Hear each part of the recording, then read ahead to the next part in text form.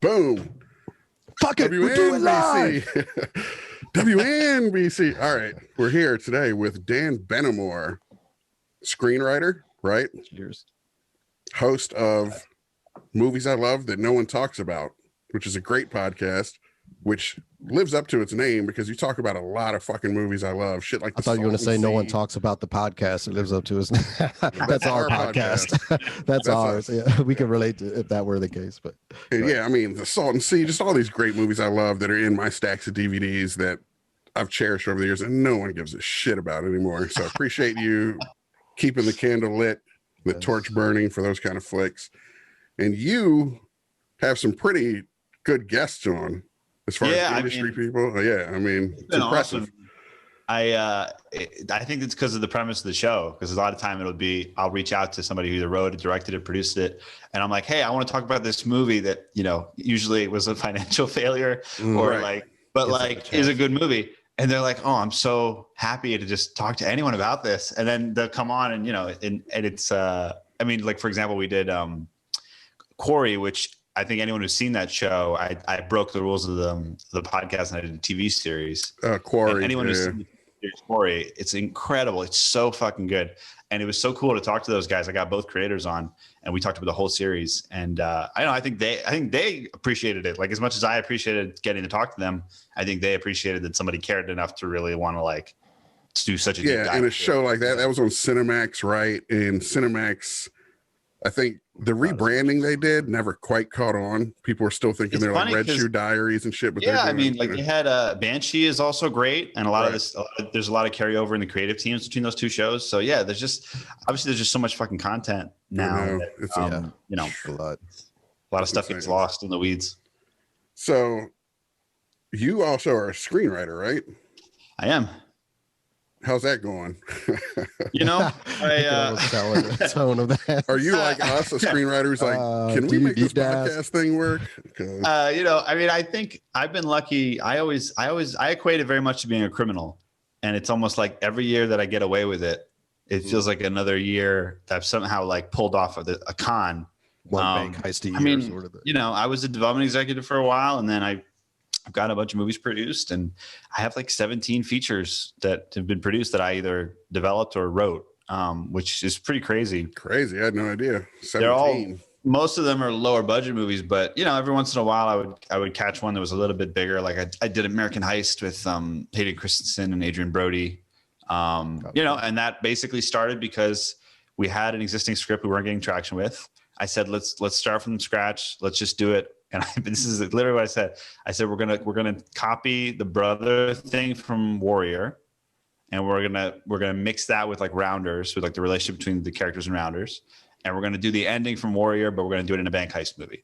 And we did, and that's what we did. And then that's how we got Hayden Christensen to do it. And then he went and got Adrian Brody, and nice. That ended up being. But I mean, that was what was so cool about working in development is literally it would just be well, what should we make? And then, sometimes I would have an idea, and then 2 years later we'd make the movie. So dude, development honestly sounds more fun because we look at our lists of ideas and we're like, each one of these is going to take so much time and investment and probably never fucking go anywhere.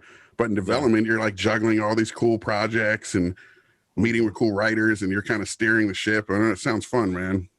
It's fun, but it's also very heartbreaking. I mean, I had a project. I remember we literally me and the producer sat in a room, came up with this idea. We got it at the time. It was going to be Sean Bean was going to star in it. And we were so proud of it. we really thought the script was good. And it's just a couple guys in a bank. It was the whole movie's in a bank. Right. And we got, all right, we got Sean Bean. How hard can this be to finance? And there wasn't enough action in it. I guess when we took it to the buyers, it was really a drama masquerading as a thriller. And they actually picked up on that. And so we weren't able to finance it. And literally I spent. What is this drama shit? That's so disheartening. It's all half of my favorite movies, like you said, never made money because they're little dramas. And, it's fucking. I had another one, a friend of mine who I loved the script that he'd written. And I told him if I ever have any power, I'll try to make it. And so I got it. That we met with every agency. They all submitted casting names. We had a cool director for a hot second. Pierce Brosnan was going to do it.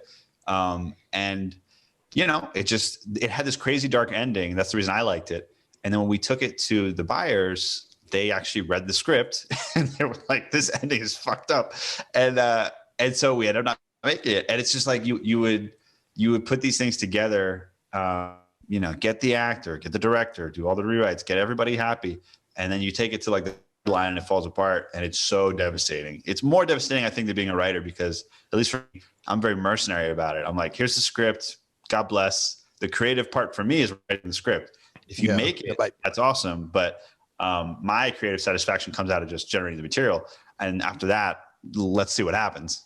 Right. It might be more a grass is greener on the other side thing too, because as soon as we were saying development sounds fun, it's like, what are we talking about? Yeah, right. Like, we've been through enough development experiences and shit to know how awful it can be. It all sucks. What an industry. Right. What a biz. Yeah. I mean, we can get into all that, and we're known for wildly veering off topic, but similar to your show, we came up with this my favorite movie sub-series of our podcast, because it's nice just for someone to come in hot with passion, talking about something positively. You know, it's so easy just to tear shit down. Which, finding movies that people hate works equally well on that front too. Yeah, that is true. But your favorite movie, you answered quickly without any hemming and hawing, which one of the inside jokes of this show is that we still can't quite fucking nail a favorite down, you know? We have several that are in the running, but it was and is The Departed. Yeah. My favorite movie ever, period. The second you saw it, you were like, this is my shit? Or did it take repeat viewings? Or yeah, so Departed, I think, came out in 2006. So I would have been in my second year of college. So you figure at that time, I don't have, obviously not where I'm at now, where I have kids and stuff. I saw it. I think I saw it in the campus movie theater.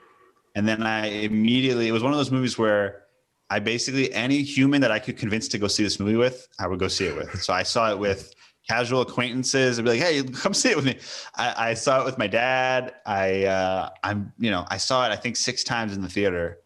And then obviously would later watch it on different formats, ancillary. And it almost got to the point where I had watched it so many times that I had to take a break from it. So I hadn't seen it in probably like 4 years until I watched it again, knowing that I was going to talk to you about it.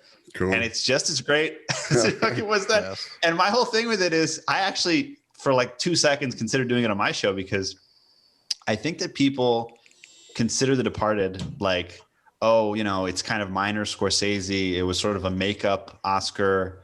And maybe it was a weak year that year at the Oscars, so it got more credit than it should have gotten or whatever. I don't ascribe to that at all. I think it's unbelievable. And I think just from a writing, just the attitude of it from a writing perspective is something that I've been trying to capture pretty much my entire time writing scripts, is just the unhinged, just going for broke. Like, and you know what's so great? I watched Monahan's Oscar acceptance speech. Mm-hmm. And if you ever want to just feel connected to another writer, go watch that speech, because Monahan writes this script, which is unreal. It's such a good script. And he goes and he wins the Oscar, and he's there giving the speech at the Oscars, and he's such a writer. It's like very awkward. Mm-hmm. Like you can see that he's uncomfortable. Mm. The screenwriter award is almost my favorite, because a lot of times it is some recluse who's forced to go stand in front of all these movie stars and it talks and shit. Like, and you can see as he's giving the speech, you can see like DiCaprio and Mark Wahlberg, and they're looking at him, and they look at him with like real deep respect. Mm-hmm. And you know, I mean, the guy is a fucking genius, but he's still a writer, right? And we tend to be a little bit more introverted, a little bit more socially awkward. And it was such a, because I was expecting, given the movie, I was expecting him to walk up there, some like Joe Esterhaas type motherfucker, like a bottle of whiskey, and give everybody the finger or something. Like I was expecting him to be so different, and he was just purely a writer. Yeah, I always like to think if we somehow won an Oscar someday that we would be the guy with the whiskey and giving the finger, but nah, probably not. Probably get up there stammering and fucking probably just sit it out. Just maybe go Native American. Yeah, right. I'll send a Marlon Brando impersonator to take the award for us. What do you guys think of that movie? Have you seen it? What? Yeah. The Departed? The Departed? Yeah. The Departed? Yeah. Love it. Just rewatched Saw it in the theater when last it came night. out. Yeah. Go ahead. It is interesting because it's not my favorite Scorsese film, which I think is the case with a lot of people. So that's one thing I wanted to ask you. Were you a Scorsese stan already going in? Did you go to film school? Were you? Yeah, that might have something to do with why I like it so much. So when I was young, I was very idealistic, and I didn't like The Sopranos and I didn't like Goodfellas because I thought the characters were not relatable. Oh, now as an older, jaded, bitter, wounded person who's been through life. Yeah. Now as a man. I think I watched The Sopranos at the perfect time to watch it, which is after having my second child, like in the last 6 months. That's when I watched it. Oh. And I fully related to it. I would call my dad every day and be like, Dad, this is what happened on The Sopranos last night. It reminded me of you. It reminded me of that time we whacked Jimmy. Yeah. I totally connected Gandolfini to my dad, because my dad also has, is complicated relationships with family, is very, there's always a problem. Like, I don't know. I don't even know how to explain it. It's not like my dad is a landscaper. He's like the nicest guy ever, but it's just, I think that the real secret sauce of The Sopranos is that you connect it to your own family after you watch it enough, and you start to feel like they're your family, because it's so, all the relatives, everybody. So anyway, that's a long-winded way of saying the same thing happened with Goodfellas. I hadn't seen Goodfellas until the past year. Oh, shit. Okay. And I had tried to watch it before when I was young, when I was like 18. But it was just repugnant to you. You're watching Goodfellas. You're like, these people are monsters. Why am I watching this? You're talking to the wrong dudes. Man. We grew up watching shit like that at like 5 years old and rooting for the bad guys and shit. When you're like 34, you're like, I completely relate to this person. Yeah. When you're checking your bank account, you're like, he's right. We are suckers. What the fuck are we doing making an honest living? Yeah.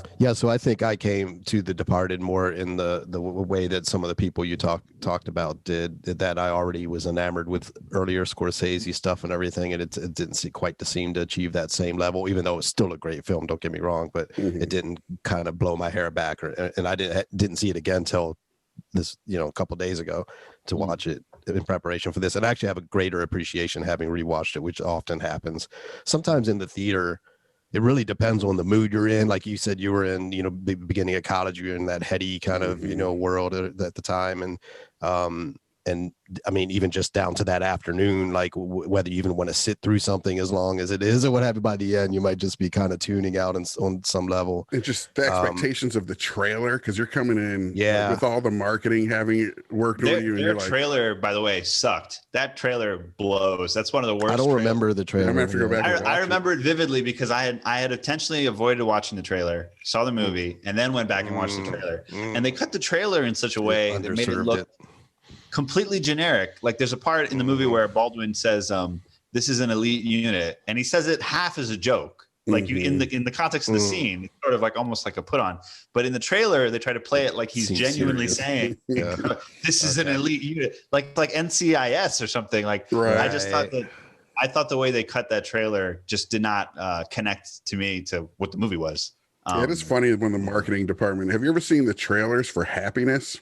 Todd Solondz' Happiness. You ever seen that? That's a great example. That's a tough. I would imagine that's a tough one. Dude, it plays like just dun, dun, dun, dun, dun, dun, like some kind. It bamboozled the few people who saw it. Which is kind of evil, because the people who saw that and thought it was going to be this kind of happy-go-lucky family drama or whatever it goes to watch this movie.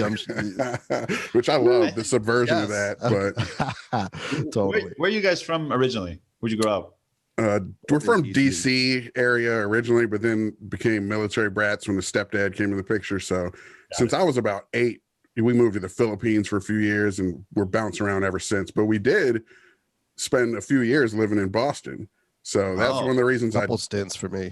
I do appreciate the hell out of this movie, because honestly, that was one of my favorite places. I feel an East Coaster at heart, and there is something about Boston. There's a love-hate relationship with it. That I can't get over. I think that's a big part of liking the movie for me, is that, like, I'm from Baltimore, and I've appreciated it more and more as I've gotten older. And I have this vivid memory. I went back after I'd been living in LA for like 5 years, and we went to downtown. We went to get a sandwich somewhere, and there was this guy working in the sandwich shop who had this face like a catcher's mitt, and obviously been working there for like 60 years, and just did not give a shit about like being nice to people or anything like that. And it's such a different, in LA, everyone is nice. Yes. Everyone is good looking, and it's the it would be so strange to go somewhere and have someone be like rude to you as you're That's trying. kind of what I love about it. Exactly. And in Baltimore, they're like, I don't give a shit. I've been working in the sandwich shop for 50 years. You can't do shit to me. Baby. I have no greater aspirations than this.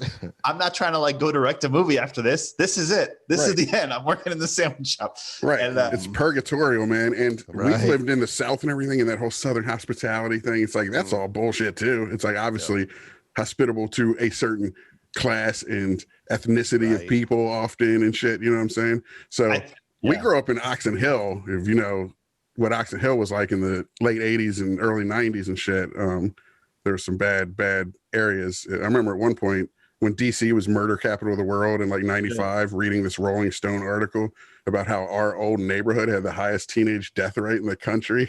We're like, thank God for the like great Santini. 70s, early 80s. Yeah, late 70s, early mid 80s. We left 86. I think we went to the Philippines, but it was on its way. I think that that East Coast attitude, it's a big thing that I think about a lot, especially like in our business, right? Like I'm sure you guys have had this experience. It's very hard to get a straight answer from people. For sure. Like a lot of times you submit material or like you have a meeting and then, you know, it's like, it seems like everything was going great and then suddenly they disappear or the inverse. So like you think something's wrong and then you find out things are going great. And it's just because nobody's straight up. But like on the East Coast, people are very straight up. And if they don't like you, they will tell you, like, hey, fuck off. It's pretty straightforward. So that's what Departed to me is like a whole movie of that. Yeah. That's why one of the great things about Good Will Hunting too is it's so authentic, especially having lived there. One of our favorite bits in that is when the Stellan Skarsgård character goes in and he's talking to the janitorial boss. He's like, this is Professor whatever. And, this is Professor Hayes. You know, the guys just don't get, they're all smart ass. And then after he walks off, they're like, asshole. Asshole. Like no one's impressed by your highfalutin Harvard shit. In a way, I appreciate the fakeness, I gotta admit. Like, you know, that it's just a little more pleasant to go through life when people are a little like not too. Part of it's the weather. That East Coast weather kicks your ass. That upper East Coast. Yeah, everybody's in a bad mood to start. It hardens, right? Is the baseline. And everybody's congested. The cities are all, I mean, I remember living in the Boston area in like the late 90s, early 2000s. And I had a road map still at the time. It was like MapQuest or an actual road map. And I'm driving down some street in Boston and the fucking street on my map just ends in a building. I'm like, what the like the map was 3 years old or something. And they just built this building in the middle of a road that you then had to go around and shit. And it is just like spaghetti because it was built back in the horse and carriage days, much of it. So the streets weren't really designed around modern traffic. I remember driving into the city to go somewhere and like finding it in my rear view mirror again. I'm leaving the city again. Like, what the fuck? It just chews you up and spits you back out. Like, the weather thing, like, so, you know, my dad was born in Morocco, grew up in Israel, and then always wanted to live in San Diego. His whole life, he wanted to live in San Diego, but we lived in Baltimore, and he hates Baltimore. He doesn't hate Baltimore city, but like he hates the weather. Anyway. Yeah. And so every winter, he would say, "Why are we here?" He says, "I could have lived in San Diego." And so the part in Departed when Matt Damon goes, he says something to the effect of, "I'm a fucking Irish cop. I'll deal with something being wrong for the rest of my life." And it's like I related so heavily to that. Yes. Like that was a good line. That was powerful. A lot of people, that's reality. He was telling her, "You should get out of here. You're going to have to end this relationship because I'm an Irish Catholic. I'll deal with a horrific life forever and shit." That was a great. I like line. the punishment and the guilt, or I'm used to it at least. Right, exactly. I'm just conditioned to just be unhappy, you know. Which Robert Ebert's review of this mentions Stockholm Syndrome, which definitely figures in a lot with the characters. You know, Matt Damon's character is a lot more sympathetic when you take into account he was groomed as a fucking child for this life. You know what I mean? Yeah, it's very easy to vilify him. Yeah, low key, it's one of the more nuanced. Like it's kind of easy to take him at face value, but there's a lot going on with his character. Like the whole thing with him being like impotent, which is done very subtly, where basically they've clearly had a sexual encounter that's gone wrong. You want to talk about last night? She's eating a banana, obviously very suggestively. She breaks the banana as he's like, I gotta go to work. And then later she tells him that she's pregnant, and he goes, "Really?" Right. It's clear that like DiCaprio's kid. Like he doesn't understand how she could be pregnant, and obviously it's implied that it's DiCaprio's. Yeah, especially at the end when he's like, "What about the baby?" And she's so upset watching DiCaprio be buried. It's like that's whose fucking kid it is. Just crazy. Yeah. And he ends up, I mean, he basically, from his perspective emotionally, he has to kill his own dad to kind of like, you know, continue with his life. Which Damon is really great at playing a shitheel. It's something that is because he's so good looking. He hasn't gotten to play, I think, enough shitheels, but he's really good at that. Yeah, like talented Mr. Ripley. What else was he kind of a shithead in? Interstellar. Doesn't he have that crazy twist in Interstellar? Yeah. You know, one of my favorite, most underrated movies. You should actually do it. Man, I'll come on your show and do an episode about this. Suburbicon. Have you seen that flick? I haven't. Dude, I think it's so underrated and no one gave a shit about it. It's a Coen Brothers script. Bad reviews. I didn't even watch it. Coen Brothers script. That's Coen Brothers through and through, that Clooney directed. Matt Damon's in it, and he's just this, it's kind of a Fargo-esque role of this lying, duplicitous husband trying to scam insurance and shit, you know. And that's another one that Matt Damon is just great in, is a piece of shit. But you're kind of still rooting for him. You know, he does have that everyman quality to him. School Ties, like his first notable role, he was a piece of shit, but he was great in that. He could have easily been typecast as like the little rich preppy asshole, but I think that's what they did with Good Will Hunting. Is they both Ben Affleck was typecast as the bully in Mallrats and fucking Dazed and Confused. You know, they're like, let's write some real human roles for ourselves. They're both. Affleck too is also really good when he's playing kind of like a darker, you know, when he's coming for you, Gone Girl type shit. It's, but they're both. Go ahead. I was just gonna say I think that the humor around Damon is also really great, because it's like we obviously know how duplicitous he is, but nobody else really does. So he's treated as the golden boy, right? And all this stuff with Baldwin is unbelievable. Every scene where he's talking to Baldwin is like a great comedy that just the two of them are in. Speaking of pieces of shit that you can't help but love, Alec Baldwin. Definitely that dude. He's like that scene in Glengarry Glen Ross, man, all timer. And then just though he, you know, there's that whole thing with how he treated Kim Basinger supposedly. No one knows the whole story and shit. And his daughter, though, there was that tape of him just being a complete asshole to his daughter. You know, I mean, I think the older that I've gotten, the more empathy I have for people. Yeah. Definitely when I was younger, I think something like that might poison me against somebody forever. But like, I think now I get it. I always think about like if somebody had a recorder for our lives, right? Yes. And like the worst fight you ever had with a girlfriend or something like that, the thing that you regretted most saying, and somebody had a recorder for that and could then play it, right? I think it would be tough to hold any of us up to that scrutiny. Right. So I'm always, and the fact that Baldwin now has 700 kids, I just have empathy for him on that front. Well, he doesn't give a fuck, and he's kind of his own worst enemy in that regard, or as far as he's a fighter. He'll scrap with you. He does not back down or whatever. So he's there to get into it and strike back or whatever. But it is funny, not to drag you into any political discussion, but the shit you were just talking about is why both of us kind of despise cancel culture, the purity test, you know. And Baldwin, though, it is ironic, somehow survives it despite all the nasty shit he's done, because his politics, he goes on Saturday Night Live, you know, he's leftist, so it's ironic. Well, I think for Baldwin, I think it's actually more so what you're talking about in terms of him being like he's so charming and he's such a talent. And I think that, you know, if you listen, like I listened to his podcast, which is great, and he's really like a great storyteller and a great listener too. That I think it's one of those things where it's like, you know, I don't know. I just think we're all complicated. Yes. I am very at the end of the day, I'm still pro Baldwin. I actually Absolutely. Watching this Team Baldwin, Alec specifically. So Steven. Right. I'm just kidding. Watching this really makes you think about, like, I think now Baldwin, because he has the 700 kids, he has to work a lot, right? Yeah. He just has to. He's made jokes about it, and he's probably still paying Kim Basinger. Right.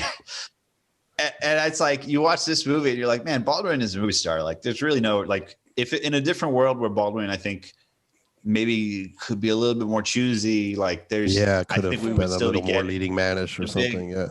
Well, I think we would still be getting like the big, you know, movie star movie where he's like the second or third lead, something like that. You know, he's so fucking funny in this movie. The part where he there's like a total throwaway line where Damon is going in, they're having an operation or something, and he sees Damon and he says, "I'm gonna go have a smoke." You don't smoke, do you? What are you, one of those fitness freaks? Go fuck yourself. Yeah. And he He says it as I noticed that too. Yeah, That's doesn't even shit. wait That for is an answer. Boston. He just is like rattling it off. I love it. That was fucking epic. Hey man, I love that about this movie where DiCaprio drops the F-bomb and calls him a fucking faggot on the roof and everything. Because I hate movies that shy away from it. Because I mean, this is 13 years old now or whatever, 14 years old, but 15 years old, I guess. But like I implore writers to just keep doing that shit. Because if the character would fucking say it, right. say it. You know what? You know? It's like a Cactus great Jack, point, for example. When this came out, I remember a lot of the reviews said that Monahan just writes these withering insults. And when you read that, you can't help but think of that moment about where he calls Damon, he calls him, two-faced, and then the gay slur. And when he calls him that, Damon actually pulls the phone away from his ear because he needs a moment just to absorb. Right. And it's just true. It's the same thing with at the beginning of the movie, Nicholson uses the N-word, right? So it's being true to who are these people? Well, these people are all pretty much scumbags to varying degrees. Yeah, no one in this movie is a good person by any possible definition. Well, like we love Larry Lasky, screenwriter Larry Lasky. He's been on this show to talk and just fucking gush over Raiders of the Lost Ark, and he very much is a great guy and a good guy. And I just saw he posted something about how Saturday Night Fever is the most homophobic, misogynistic, worst movie he's ever seen because he had just now checked it out later in life or whatever. And I'm like, that's so dangerous to say the movie is that. Just because the movie has that shit in it doesn't mean the movie is that. It's usually condemning that stuff. Almost always I find movies are condemning this bad behavior, but you got to portray it to condemn it. You know what I mean? It's, right. Our movies not even have that stuff in it. It is a prime example of that doing that. Right. Yeah, it's tricky. I mean, I think it is fascinating to look back at some of these movies. I mean, it was especially like in the 70s, they're just going for it, man. There's just like there's no guardrails. I don't know. I mean, I think for me, The Departed, like what I love so much about it is that it feels like it was written in 3 days, like while Monahan was like, I'm not saying he was actually doing this, but it feels like while Monahan was just snorting coke and just writing this thing in 3 days. Like he had a Kerouac scroll he wrote it on or some shit. It feels like there is no holding back at any point. Now, like, this was a remake, but it doesn't sound like I haven't. Have you seen the original? I have. Infernal Affairs, the Hong Kong film. Yeah, excellent movie. Yeah. Very different. Okay. Much more cerebral. Much more. There's like a meta touch to it. I think if I remember correctly, that one of the characters is like writing a book, and then the events of the book. Interesting. It's just very reserved Asian versus the American cowboy. I didn't know this. That's what I'm saying. Scorsese apparently didn't know it was a remake either until he signed on. He wasn't even aware of that fact. Yeah. That's a great title. Both Infernal Affairs is great, as well as The Departed. They both are awesome titles. It's basically what Monahan took is the bones of that movie and then really expanded it. Because obviously it's in Hong Kong, and like half of the character of the film itself is Boston. Yes, the Boston thing is such a big important part. I can't imagine it's all that similar. I mean, that setup is just perfect though. If someone pitched you an execution, one guy's been groomed by the mob to infiltrate the cops, and the other guy's infiltrating the mob. It's like money, dude. It's so high concept you can't believe it hasn't been done 100 times. Right. Yeah, that the cat and mouse sort of spy versus spy element of it. Right. Yes. Yeah, it's I think that what sticks with me, and the reason it's fun to rewatch, is it's almost a comedy. Like it's 5 degrees away from just being a straight up comedy because it's so funny seeing the scene.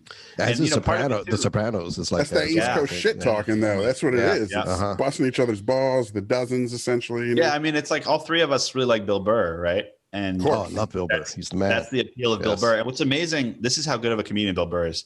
Bill Burr will do a bit that I totally disagree with. Like I actually think it's borderline like not cool. Like he has a whole bit about Michelle Obama. He had a whole bit about Michelle Obama. It's great bit. And the bit is really funny. Like I disagree with the premise of the bit. I actually think it's sort of like a little bit mean spirited, but the bit itself is really funny. When it's just like the target is comedian, he might be he truthful. Will get you to go with him. Yeah. Yes. A lot of times we're huge Howard Stern fans. You run into that a lot. Like, I don't necessarily agree with what he's doing often, but it's hilarious. Right. I mean, a lot of it's just that's another thing about the East Coast with that type of atmosphere that you grow up in. You grow up with thick skin. And it's kind of a good thing that you can bust each other's balls and take a joke. Exactly, and shit, ball busting. Yeah. I think way to deal with, pain and. The other thing in terms of the comedy side is Nicholson that we should talk about. I definitely wanted to bring him up because shit. His ad libs responsible for a lot of the comedy too. Yes. That whole "she fell" funny thing, isn't that an ad lib? Was it? Well, so man. Apparently, in the research, he initially had said it was initially a much darker line where he basically makes an inference to wanting to have sex with the dead body. Yeah. And I think I read something where he basically told that to Ray Winstone, and Ray Winstone was like, "Yeah, I get it." Yes. Apparently, Nicholson and Ray Winstone did not get along during the filming of this movie. Interesting. Bizarre.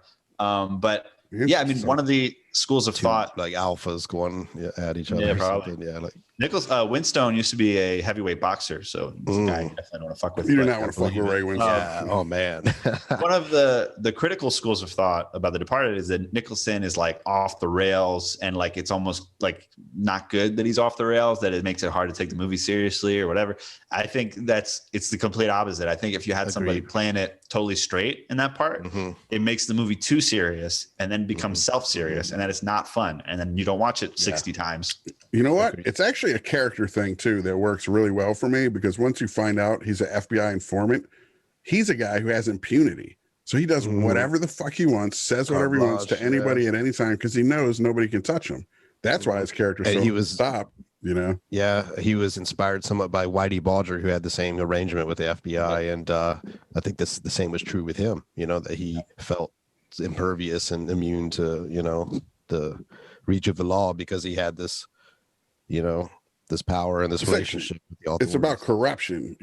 Absolute power corrupts absolutely, and when he's given that impunity, you're just ultimately corrupted. Which brings me to the rat. If we want to get into the rat for a second, the famous rat at the end. A lot of people hate it. There was a guy who had raised like $4,000 on Kickstarter in this movement to get the rat erased from the movie. I don't understand. Like, who cares? Let him get it. Well, the rat, to me, though, a lot of people think it's this heavy-handed thing. Of course, it's a movie about rats, so there's this rat. But no, what's behind the rat? It's that fucking Capitol building. State Capitol building. Yeah. It's about, the point is the corruption contrast. Didn't die when all these people died. The corruption lives on. That's the fucking point. Yeah, I mean, and having lived in Boston, the idea that a rat would just randomly be walking out there isn't that crazy. So it doesn't. I could suspend disbelief easily. I just think it's like great. You take out the rat. Oh, is it somehow like a better movie now? If it's just like, all right, now credits, like great. Yeah, it's just a little wink. It's and they were just reductionist. Moment. They're saying it's a very simple metaphor, but I'm like, no, it's not.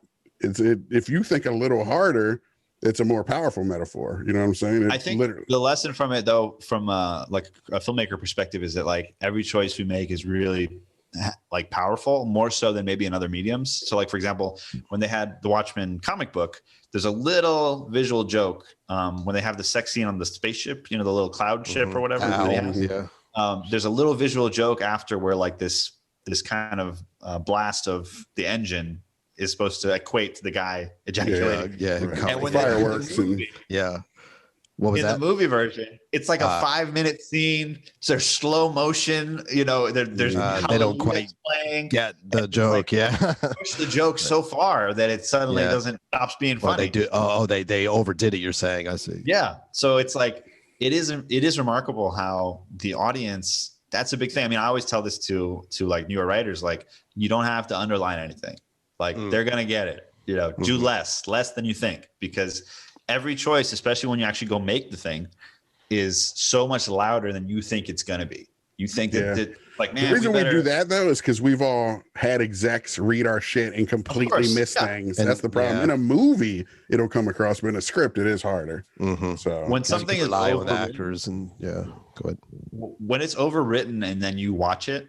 If you, it is the worst feeling, because expositional, you're like, especially if it's something you worked on, because then you're like, fuck, man, this was like, how do we catch this feels like it's 2 hours long. This is like a 30-second.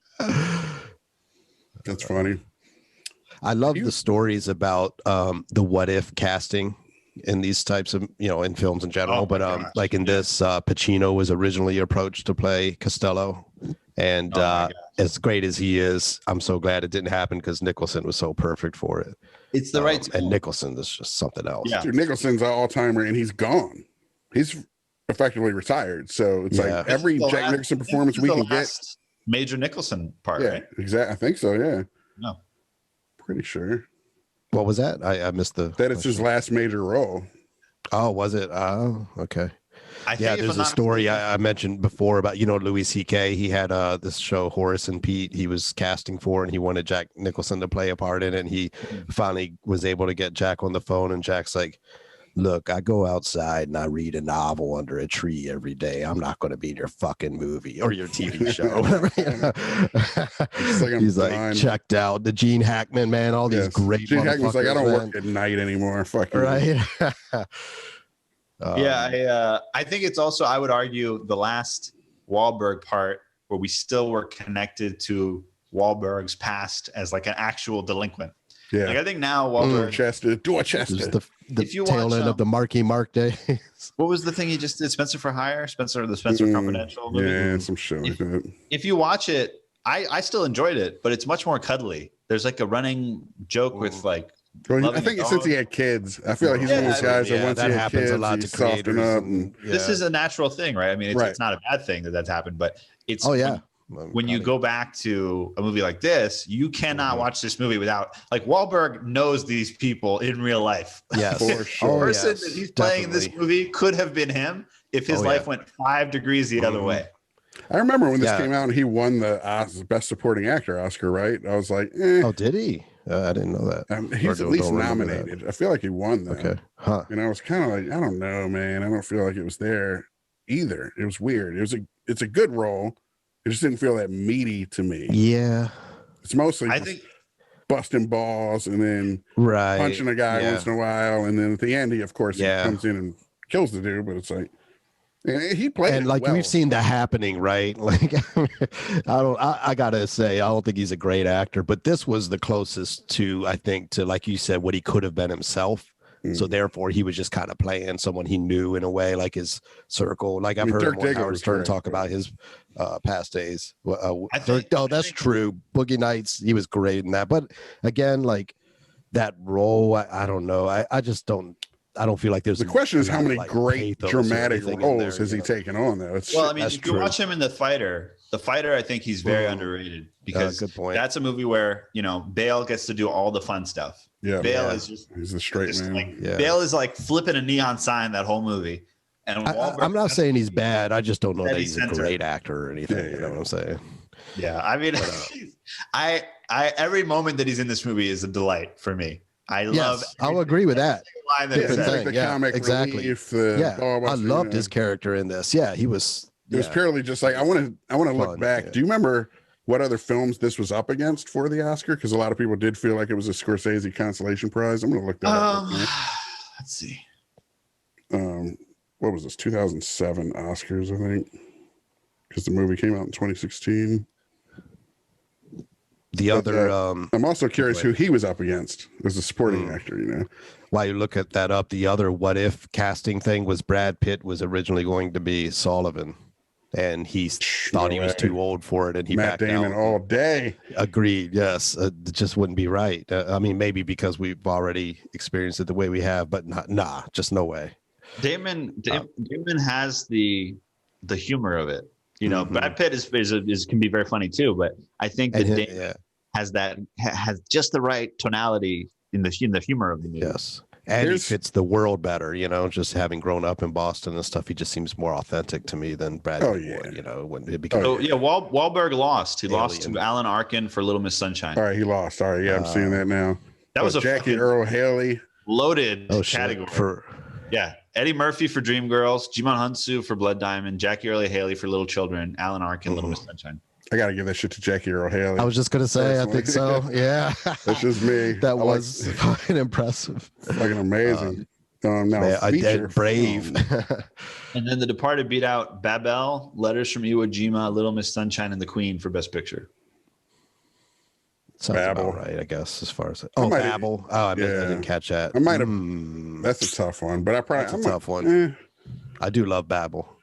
This though, Babel was like a dramatic, international ensemble wide. This is more fun for sure. For this is like more enjoyable. an elevated genre flick, though. If you're going to give a cops and robbers flick, you know, it's more amazing. It is that amazing. was a bit more artistic. So many Oscars, because it totally feels to me like a movie that, in most circumstances, I would end up doing on my show. That would not be as successful as you would think it would. I mean, be. if anyone other than Scorsese is the talent involved, it could have been a lot more pedestrian, even with that great script. You know what I'm saying? It'd be more like the trailer that you mentioned. Yeah, I think Scorsese protects the script. I think that's the story of this, because Monahan has said afterwards, he's like, "Look, I made 9 movies, and pretty much the only one where they just left my script alone was The Departed." And you can feel that. Down you hear that, executives? There you go. There's a lesson in this. Producers. Let me ask you something. Oh, sorry, go ahead. I was going to say, I read that roughly half the $90 million budget went to the actors' salaries. So to that point of it being the cast properly or not. I can see that for sure. I was going to ask you, and this only occurred to me when you talked about Matt Damon's reaction to that homophobic slur. Is there a chance he's gay? Well, there's erectile dysfunction, the fact that, you know what I mean? There's another reading of the film that there is, because it's so much about wearing a mask and not being your true self, and homosexual subtext to it. Yeah, I mean, there's a reading of it that you can read into that. Because another great bit in the movie is when he's talking to Baldwin and they're on the golf course. This whole scene is, I love everything about it. So they're on the golf course. Baldwin is like drinking a beer. He's hitting the golf ball, and he says, "Marriage is an important part of getting ahead." Yep. Great scene. He says, "Guys see the ring and they know you're not a homo." Oh no, right. Ladies see the ring. They know you're not a homo. You must have some cash, and your cock must work.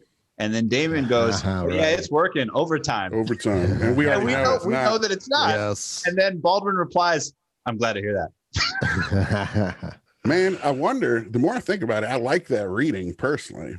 That he was just raised in this ultra masculine, homophobic environment. He could never be himself at all, let alone, He's a pretty tragic character, especially if you consider in that context. It makes me wonder, though, would it have been better, or would it have felt over the top and messagey, or just too blunt if they had thrown in a signpost of that? Because it makes me think now of the nudie movie he went to, the porno theater. Wasn't that some lesbian shit going on?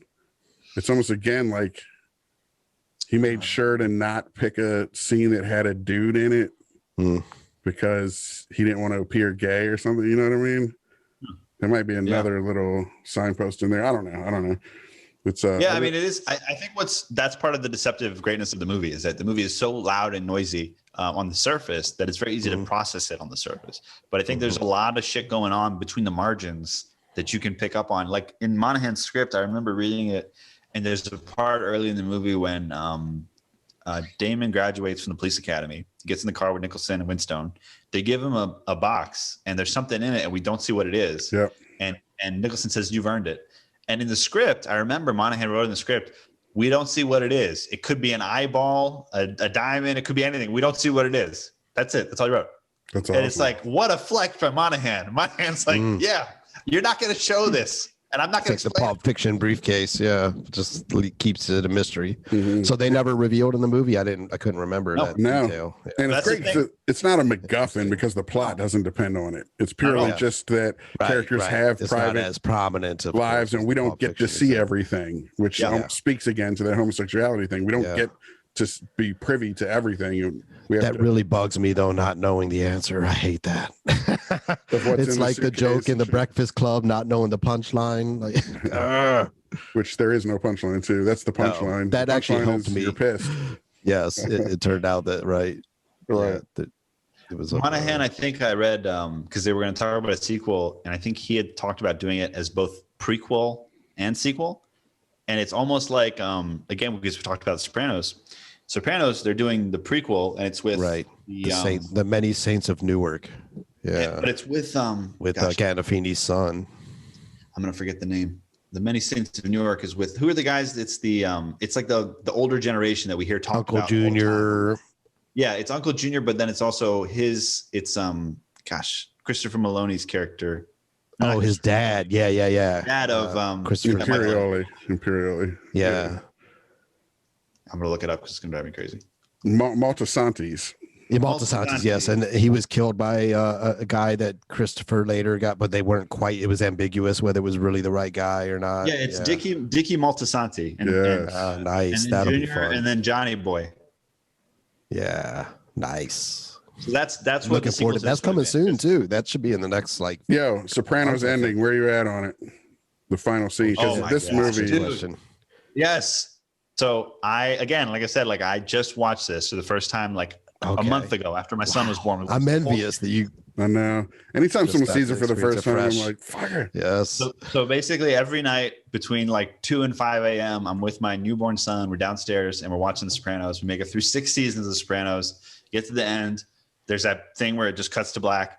I obviously have heard about it for years, but even though I'd heard about it for years, I don't know exactly how it's going to happen. I just knew, okay, there's a cut to black. I thought for some reason, because there was always the question of, does Tony die?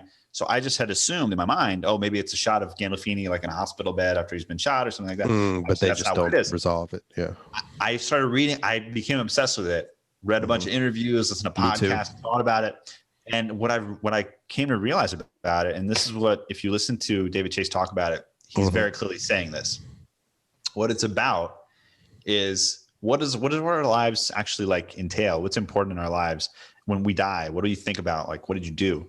And it's not a coincidence that scene is one of the very few times in the whole series where Gandolfini is just with his family, and it's actually a nice moment. They're all together. It's positive, and it's just this is what life is. Life is just being with your family. This is what you would miss. Yeah, this is what matters. And when you eventually die, this is the shit that you should have done. Yeah. That's the great regret. Yeah. And when you and it's going to happen to all of us. That's kind of what the thing is for The Sopranos. And especially with him, that he's always looking over his shoulder. So if it wasn't his death, it's still representative of what his life is going to be like and has been like. That always, wondering when it's going to come. Since that ambiguity allows us to fill in that blank ourselves, that's how I choose to fill in the blank. That he's not really enjoying that moment with his family because he's watching the door. He's looking over his shoulder. He knows he's done so much bad that somebody's going to reciprocally come for him someday. You know what I mean? I take it almost as this universal thing of at some point we're all going to die. And when we die, it's probably going to be more like this than it is some grandiose cinematic, whatever. Yeah. It's going to be literally just something happens and then you die and that's it. There was a point too in the series, and Chase has mentioned this, that where they're Tony and Bobby are out on the canoe or rowboat or whatever out on the lake, and they're talking about death, and Bobby said, well, I think Tony asked Bobby what he thinks it's going to be like when you die, and Bobby says, I might haven't been mixed up, but he said, answers, maybe you just everything just goes to black, well, no, it's literally more specific to that. It's basically because I watched it so recently, I remember. Right. He says when it happens, you don't see it coming, right? That's what Bacala says. He's when it happens, you probably don't see it coming. And then that's paid off because Bacala, they come to kill him. He's at the store getting the train set or whatever. The train set, yes. And they just sneak up behind him. And so it's this idea of if you're one of these people, if you're one of the people in The Sopranos and pretty much all the characters in The Departed, you're not going to see it coming. It's just going to happen. Yeah, exactly. Yep. And if you do see it coming at all, Leo at the end of this movie. It's that thing that Donnie Brasco thing, which is kind of a cousin to this film with the anxiety of living undercover in that world.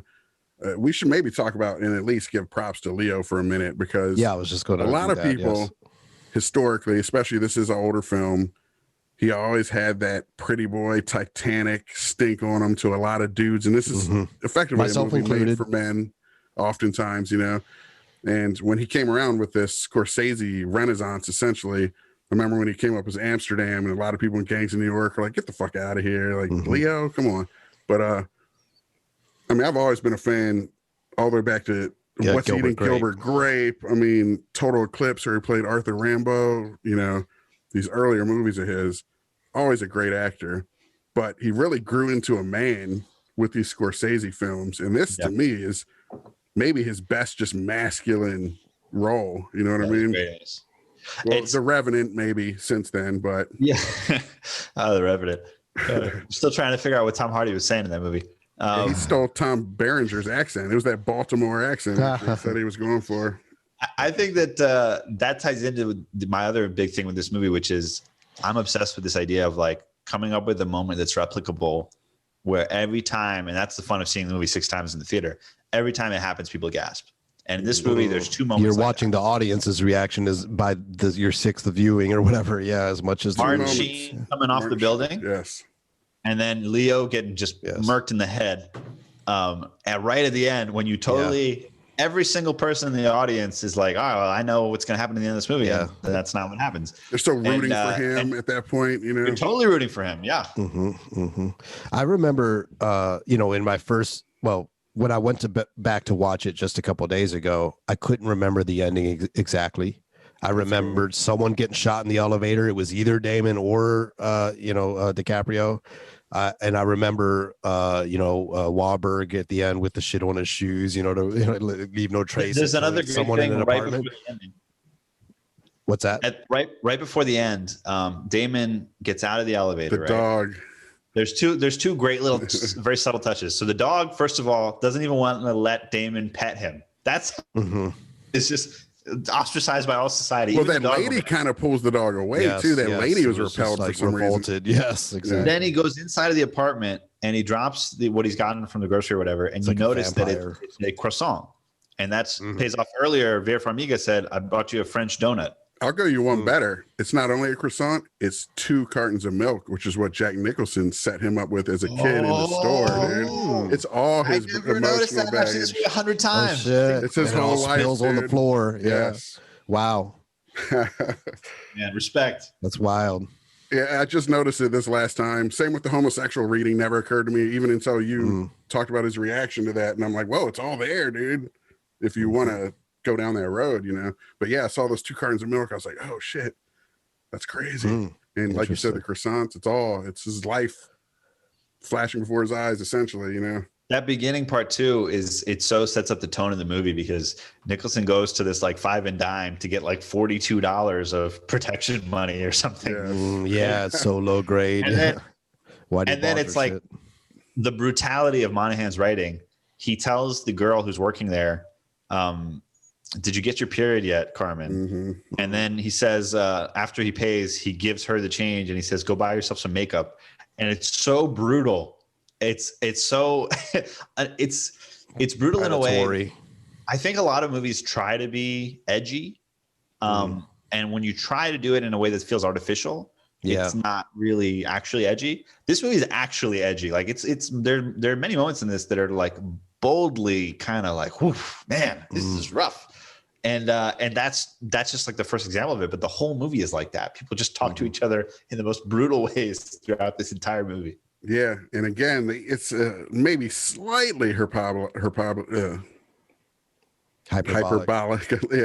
version of the East Coast, but not really. Yeah, not that much. I mean, motherfuckers are like that, dude. And especially the criminal element, who even. It eventually graduated to the point where he had true immunity. So that gave him impunity. But on the street level, you carry the gun, you're the guy everyone knows not to fuck with. You have that same impunity. You know what I mean? Are you going to stop doing coke deals with your jerk off fucking cousin? Yeah, right. Exactly. Totally. Man, now I'm thinking of the scene where Nicholson busted out the dildo on Damon with the whole homosexual reading. Like, holy shit. What the fuck is that, man? Why me? Why? Right. What are you saying, dude? That's interesting. Because it did feel like his character was just going through them, almost like Ed Norton's character in Fight Club, where he's like the IKEA shit. Like Matt Damon felt like he was leveling up. This is the apartment you get. Then you need to get a woman. So I need to go find a woman. And, He tells her, I respect who you are, just not in the living room. We might have guests. It was great. I did love... Well, I remember earlier on the whole love triangle thing. To me, I felt like the movie didn't need, and it felt a little artificial, but didn't bother me this time. Nah, that was a similar experience for me. The first time, I was kind of like, I kind of had a chip on my shoulder when it came to that like element in general. You were way more critical back in the days. But yeah, now I mean specifically that line where he tells her, "Hey, I respect who you are, but not in the living room." That's totally paid off later when DiCaprio finds the picture that that Damon didn't want out in case guests came over, and he puts it up to a place of prominence, and he says, "Oh, this is like he really validates it." So everything about their love triangle reinforces the idea that Damon is inauthentic, and DiCaprio, despite being literally like an undercover, like totally living a life or whatever, is the much more authentic person. More authentic, Also, there's the idea of projection. When we talk so often about cancel culture and shit, that people like the white knight syndrome, and you find out the white knight guy is actually this borderline date rapist or whatever. It's kind of like that, where Matt Damon, be careful what you believe, or judging the book by its cover goes both ways.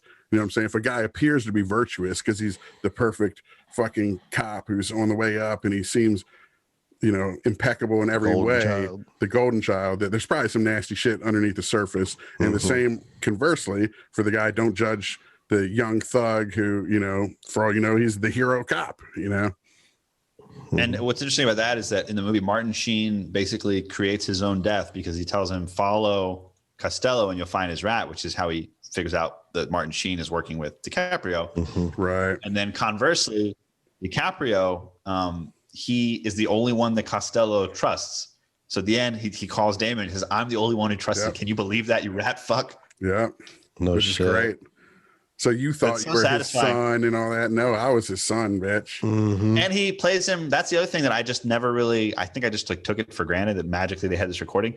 The recording that Vera Farmiga listens to is a recording that Costello made of Damon, which means that Costello had been basically setting Damon up the whole movie. So the whole thing where Damon calls him dad or whatever is actually, like, again, just really sad. And, that's a good point. That is DiCaprio's characters. Well, I was just going to say, more to say on that. Well, when you groom the cop, you are giving him the power to take you down. So he had to cover his own ass. He probably recorded every conversation. Yeah, it was protective. Right. He has his Nixon tape trove somewhere. Yeah, exactly. If you ever just decide, I'm going to go straight and be a fucking cop because now I'm making $80,000 a year and I'm a detective and I'm going to take down Frank Costello and shit, And if he is an FBI informant, he might be doing it for that purpose as well. In general, just recording everything. Going to night school at Suffolk. Dude, how awesome would it be if that scene where he fucking crushes DiCaprio's broken arm with his boot, if Jack was wearing a fucking wire during it? Yeah. For the FBI. That'd be hilarious. No shit. I'm taking you down for the same shit. Swear on your mother's grave you're not still a cop. DiCaprio's acting was great, man. Yeah, I was really feeling his paranoia. He actually was quoted, I saw in just researching this a bit, that it was basically his character was a 24-hour panic attack, just constantly just in danger. And the you're a cop bit, where the guys are playing this game of, if they're not looking at you, you know how it's a cop. They're not looking at you. They're pretending not to look at you. And like that guy across the street is not looking at us. He's a cop. This hot chick walks by. See, she didn't look at us. She must be the police commissioner. And then DiCaprio comes out the door and they go, you're a cop. And he's like, what? And they're like, yeah, we're doing this thing. If they're not looking at you, you're a cop. You're a cop. Well, that character is awesome for two reasons. How he figured him out and then died. That's another great fucking moment. Yes. He's like, I gave you the wrong address. The wrong address bit was great. Yeah. And it's also, the ambiguity. Yeah, but the you're a cop shit was actually pretty on point, because if you think about when Frank first sat down next to DiCaprio at the bar, he pretended he didn't see him and all that shit. You know what I mean? He was doing that cop thing where if they're not looking at you, they're a fucking cop. It was almost like a tell. That moment when you're talking about Delahunt. So after he dies, they say that he's an undercover cop. And Nicholson says, the cops are saying he's a cop so that I won't look for the cop. Right. Yep. Yes, exactly. Which is true, because Matt Damon had deleted the dogs. Yeah, exactly. He had deleted Homeboy and put him in the place. Right. Where he's not actually an undercover cop. They've just put that out as a fake story. Yeah, that could go either way, because when he looked up all the guys, when he got the Citizens Bank thing and he was looking up their identities, DiCaprio and that guy were the two that they showed not come up right. So he could have been a cop. Which would be ironic that he's a cop talking about you're a cop, she's a cop, he's a cop. You know? I mean, maybe Costello's reading was wrong. It's possible too, right? Yeah. But then there's also the reading that Matt Damon took the opportunity to hang it all on that dead guy. Yeah, that's true too. Yeah, it's The guy in the crew who it's says like a lot of machinery involved here, moving parts. Yeah. the guy in the crew who says, what does he say? He's like, I spent all fucking night burying him in that marsh. How they find him so fast? I'm embarrassed. Yeah. Yeah, that guy was great too. I don't know who that dude is. That just Irish strongman. He has this line where after they kill Martin Sheen, he goes, "The cop was tough. We were excessive with the cop." Yes. We laugh every time. Like, why would he say that? That Martin Sheen death scene sucked, dude. Like, you like that guy. Like, just that one bit where he's like, "You want some dinner?" And DiCaprio's like, "No." He's like, "No, come on. Come fucking eat," or whatever. That right there was so endearing that just makes his death that much nastier. And the way he just... Great shot, too. I mean, you see his whole body in the air. Like, and they run over his body when they leave, which is... I missed that. His blood splashes onto DiCaprio. DiCaprio is running over. Shit. Exactly. That is you great. call this number on a dead guy's phone.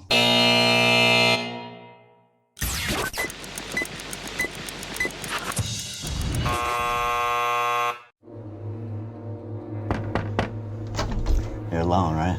Yeah. Is it cool if I start filming now? No, when we get inside. Why are you here? I just thought it was really interesting, that someone hasn't left their basement in 6 months, not even to use the bathroom. Is that true? Why would I want to go out there? I got everything I need right here. That's what's wrong with most people. They're weak-willed pussies and parasites who buy into that whole "it takes a village" bullshit. You know how many aliases I've used calling into radio shows? I've had it up to my goddamn gills with the systematic feminization of this country. Of course we want you. Get your own damn show if you think you got that much to say. You live in your mom's basement. Get down! Fuck you! What's so special about my loser son? You really do hate your own mother. She's a woman. Why wouldn't I? There's some disconnect there, and if I could find it, what is hate? Where does it come from? Where does it go?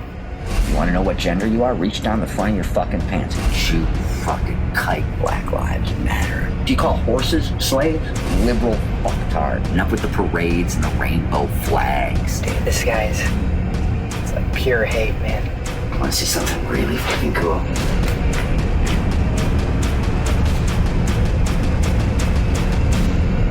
This guy's a fucking animal. He's got himself on a leash. He's itching to get off that fucking leash. And he's gonna fucking kill some people. What a fucking show. Stop! What do we hear? Look at me! Look at me! We're gonna help you show them the light. We're gonna change the world. This is Cactus Jack coming to you live from a studio audience. To the man who calls himself Cactus Jack, we have watched as you have rocketed to infamy. And you wonder why these cornered animals lash out. Pick a fucking side. And now, we have watched as you have called for literal blood. I know you're out there listening. It's buzzing in your ears, burrowing into your brain. Do it. Jack, you're gonna love this. I pulled that trigger on that motherfucker's head. Your VPN will not shield you. The darknet will not hide you. You and your kind are finished. You think I'm scared of you? Come and fucking get me!